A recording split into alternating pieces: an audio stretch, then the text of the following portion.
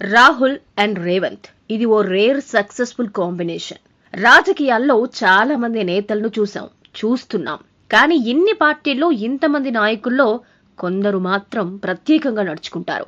నా అనుకున్న వారి కోసం ఎందాకైనా వెళ్తూ ఉంటారు. ఒకరి స్థాయిని మరొకరు గౌరవిస్తారు.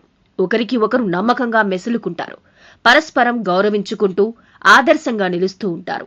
తమ బాధ్యతల్ని సక్రమంగా నిర్వర్తిస్తూ పార్టీకి క్యాడర్కు సరైన లీడర్షిప్ ను అందిస్తూ ఉంటారు. అలాంటి అరుదైన నాయకుల జాబితాలో ఈ తరం నుంచి రాహుల్ గాంధీ, రేవంత్ రెడ్డి మాత్రమే కనిపిస్తున్నారు. ఈ జంట నాయకుల నేతృత్వంలో ఇప్పటికే తెలంగాణలో అధికారాన్ని దక్కించుకున్న కాంగ్రెస్ పార్టీ కేంద్రంలో కూడా వచ్చే ఎన్నికల్లో పాగా వేయడం ఖాయమన్న విశ్వాసం క్యాడర్ లో కనిపిస్తోందంటే ఇద్దరి జాయింట్ లీడర్షిప్ ఎంత పవర్ఫుల్ గా పనిచేస్తుందన్నది అర్థం చేసుకోవచ్చు.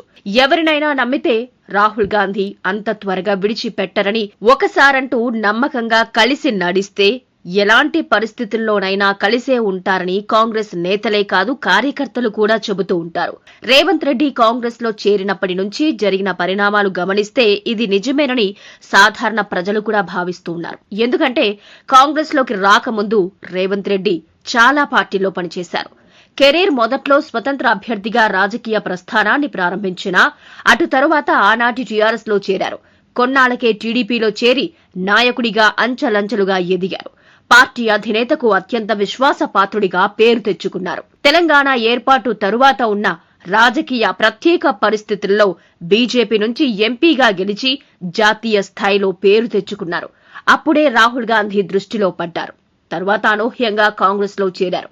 అప్పటి వరకు ఓ నాయకుడిగా తను చూపించిన పరిణతితో మరెవ్వరికీ సాధ్యం కాని దూకుడుతనంతో కాంగ్రెస్ జాతీయ నాయకత్వాన్ని మెప్పించారు. అతి తక్కువ కాలంలో మహామహుల నుంచి పోటీని తట్టుకుని పీసీసీ అధ్యక్షుడిగా ఎదిగారు.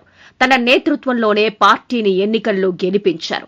10 సంవత్సరాల తరువాత పార్టీకి అధికారాన్ని అందించారు. ఈ సీక్వెన్స్ లో ప్రతి సందర్భంలో రాహుల్ గాంధీ నుంచి రేవంత్ రెడ్డికి అద్భుతమైన మద్దతు లభించింది. కొన్నిసార్లు సీనియర్ల నుంచి అభిప్రాయ భేదాలు ఎదురైనా సరే రేవంత్ పైనే రాహుల్ బలమైన నమ్మకాన్ని కొనసాగించారు.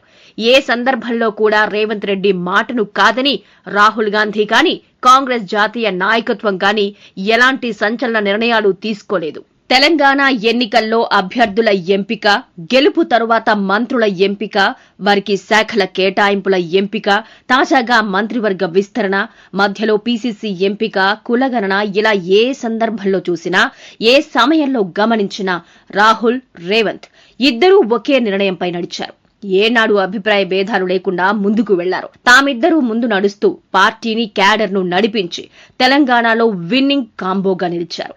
రాహుల్ మానస పుత్రికగా భావించిన కులగణన ప్రక్రియను 1కి 2 సార్లు రేవంత్ నాయకత్వంలోని తెలంగాణ ప్రభుత్వం విజయవంతంగా అమలు చేసింది.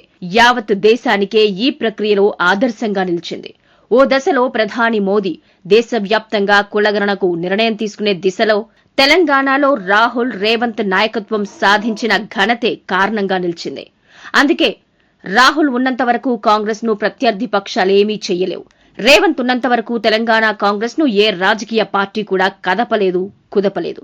ఇది ఎవరో ఒకరిద్దరు అభిమానంతో చెబుతున్న మాట కాదు. ఇద్దరూ కలిసి సాధించిన ఫలితాల ఆధారంగా యావత్ దేశవ్యాప్తంగా ఉన్న కాంగ్రెస్ లీడర్లు, కార్యకర్తల క్యాడర్ కలిసి సంతోషంగా, విశ్వాసంగా చెబుతున్న మాట. రాహుల్ మార్గదర్శకత్వంలో తెలంగాణలో రేవంత్ విజయం సాధించినట్టుగానే రేవంత్ సాధించిన సక్సెస్ బాటలో కేంద్రంలో కూడా అతి త్వరలో అధికారంలోకి రావడం ఖాయమని కాంగ్రెస్ శ్రేణులన్నీ బలంగా విశ్వసిస్తున్నాయి. జై రాహుల్, జై రేవంత్ అంటూ తమ నేతల నాయకత్వ తీరును బలపరుస్తున్నాయి.